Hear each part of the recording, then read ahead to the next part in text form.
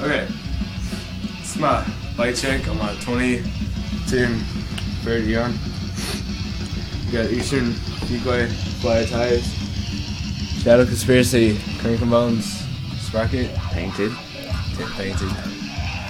And everything else is stock except for the Duo Doyle grips. And I'm soon to get new seat and pedals. So that's pretty much it.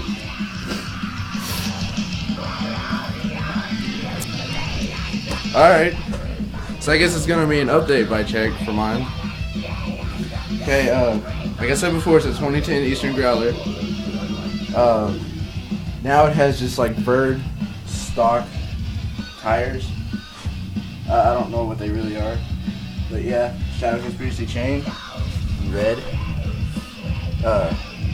Eastern Medusa light sprocket.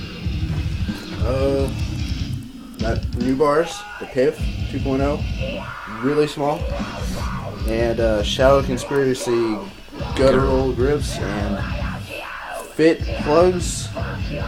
Yeah, they were like $2. Dance comp.